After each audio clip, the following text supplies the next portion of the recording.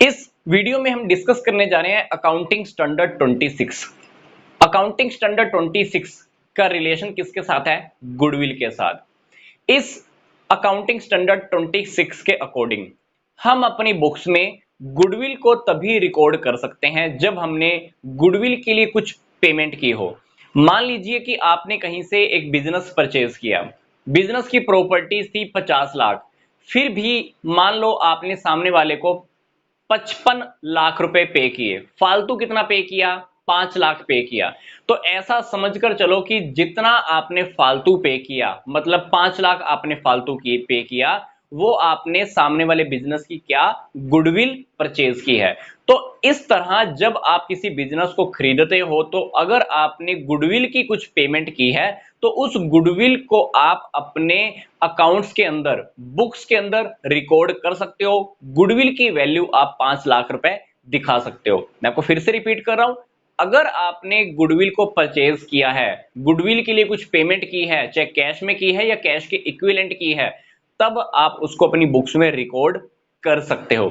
Case number 2, मान लो firm में partners का रेशो चेंज होता है, नए पार्टनर का एडमिशन होता है, या कोई पार्टनर रिटायरमेंट लेके चाहता है, या किसी पार्टनर की डेथ हो जाती है। तो उस वक्त हम क्या करते हैं, फर्म के अंदर बैठे बैठे ही गुडविल की वैल्यूएशन करते हैं। ये पता लगा लेते हैं कि अच्छा मेरे बिजनेस की इतनी गुडविल है।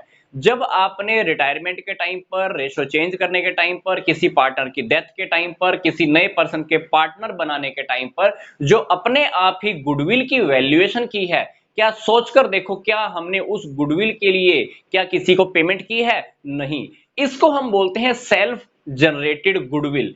इसकी वैल्यूएशन हमने या तो खुद की है या किसी से करवाई है। तो इस गुडविल के लिए आपने किसी को कैश में पेमेंट तो नहीं की, क्योंकि ये गुडविल आपने किसी से खरीदी नहीं है।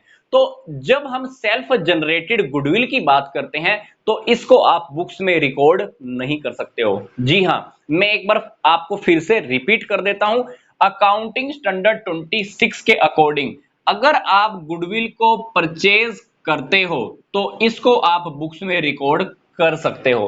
पर अगर आपने अपने आप ही सेल्फ जनरेटेड गुडविल की है, गुडविल की वैल्यूएशन खुद की है, मतलब सेल्फ जनरेटेड गुडविल के केस के अंदर आप बुक्स के अंदर इस गुडविल को रिकॉर्ड नहीं कर सकते हो। ये सेल्फ जनरेटेड गुडविल कब होती है?